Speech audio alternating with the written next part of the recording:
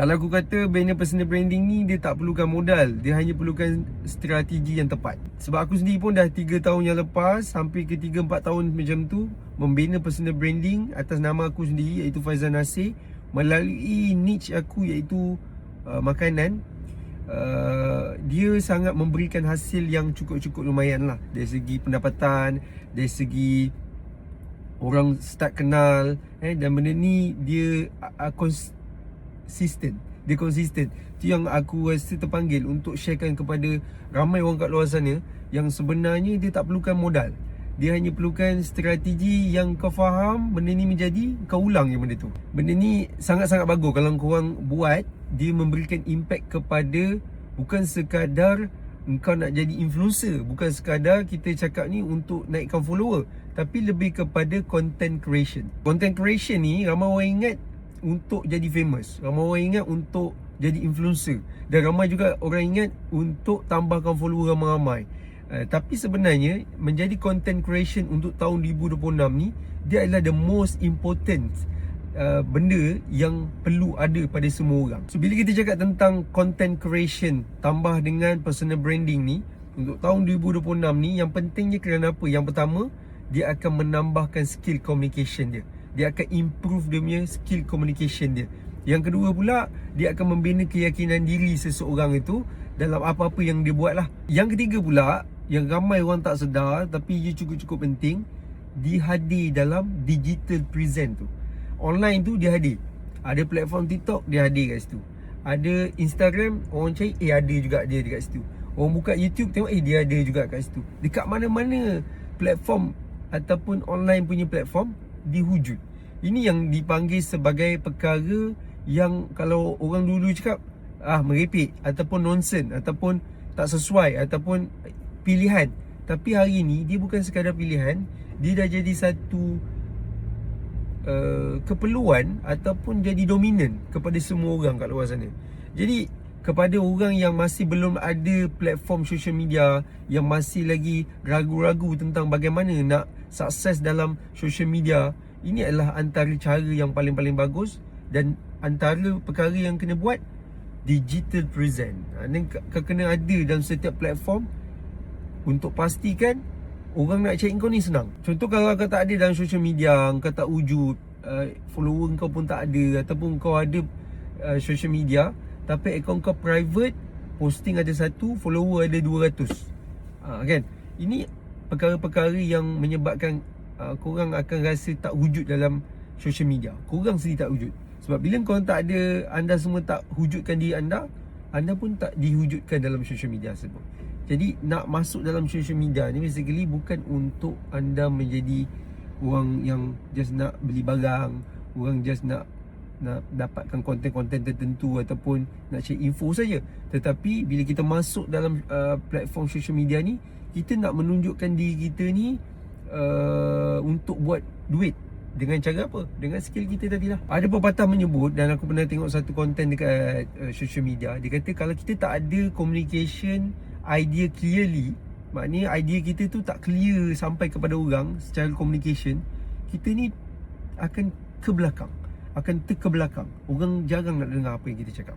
Yang keduanya, kalau kita susah untuk communicate dengan orang, untuk share idea ataupun pandangan kita, kita juga antara orang yang terkebelakang.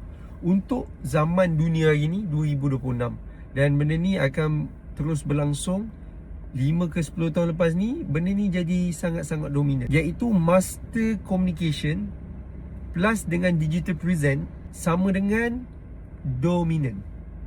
Mana kata lagi 5 ke 10 tahun lagi akan datang, benda ni dah jadi macam satu kewajipan, the most important things. Okey lah, kalau korang tak percaya benda ni, antara perkara-perkara yang kalau kau naikkan personal branding boleh menghasilkan sesuatu, bila kau naik posting kau up posting kau every single day, jadi content creation dalam masa sama personal branding tadi, dia banyak memberikan kesan. Dan antara kesan dia yang ramai orang tak sedar ni adalah dia develop kau punya communication skill. Dia develop kau punya communication skill yang ramai orang lain tak ada. Contohlah kalau kau dah buat konten, kau buat konten setiap hari kau buat, tu kat situ kau akan belajar macam mana nak buat hook yang baik. Kau improve macam mana nak pegang kamera equipment tu dengan betul. Kau belajar macam mana nak buat skrip ataupun struktur content kau. First apa? Isi kat mana? Kau punya reward kat mana? Kau punya output kat mana? Kau punya hook kat mana? Kau susun dia tu, dan itu akan improvekan diri kau dari segi communication. Tak kira lah daripada segi marketing, daripada segi sale kau akan belajar, dari segi equipment, kamera tu kau akan belajar. Dan semua ini hasilnya adalah kau akan ada networking, kau akan ada leadership, kau akan belajar tentang sale, kau akan belajar tentang marketing, kau akan belajar cara macam mana nak present dengan lebih baik. Bukan satu perkara yang kau akan dapat, tapi banyak benda yang dihasilkan melalui content creation pada permulaan tadi, personal branding pada permulaan tadi, dan akhirnya menghasilkan banyak perkara yang aku sebutkan tadi. So inilah kesan-kesan yang ramai orang tak sedar. Ramai orang fikir macam malu lah, segan lah nak buat konten ni. Sedangkan orang yang buat konten, kalau kau tengok kat social media tu pun, diorang pun malu, diorang pun segan juga, tapi diorang still buat konten setiap hari sebab diorang nak improve diri diorang. Diorang tengah showing up consistently. So perkataan yang boleh aku sebut kat sini untuk orang yang nak buat konten, nak start personal branding, you have to consistently showing up. Kena tunjuk diri kita every single day. Sebab at the end of the day, benda ni untuk apa? Untuk people see you, people know what you do. That is very single thing yang ramai orang tak perasan, ataupun diorang tahu tapi diorang malas nak buat sebab malu dan sebagainya. Bila kau dah buat konten setiap hari, every single day, kau gunakan strategi yang betul semua tu kan, dia buatkan orang tu akan nampak kau. Bukan seorang nampak, tapi mungkin dalam 1,000 orang, 2,000 orang, entah 10,000 orang dalam satu masa boleh tengok kau. Sebab kau buat konten single day, every single day kau buat konten, kau showing up consistently. Dan yang kedua, orang tahu apa yang kau buat.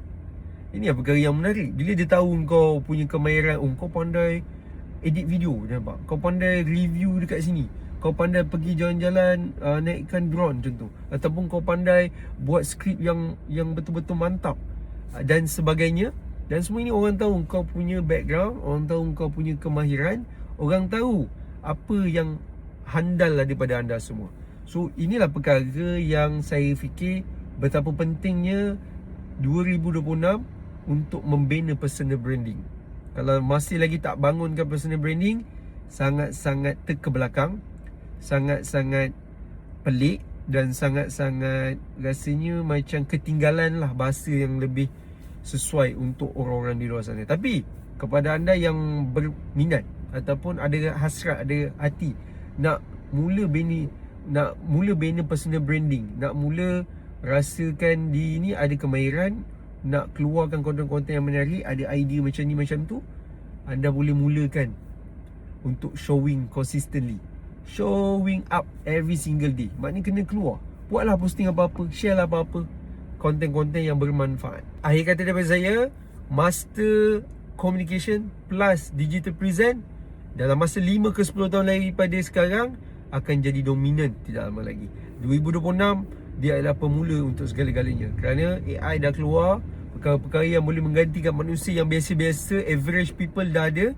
Of course, cabaran kepada orang yang jadi average people, yang tak boleh present dekat digital, yang tak boleh master dalam communication, dia akan terkebelakang.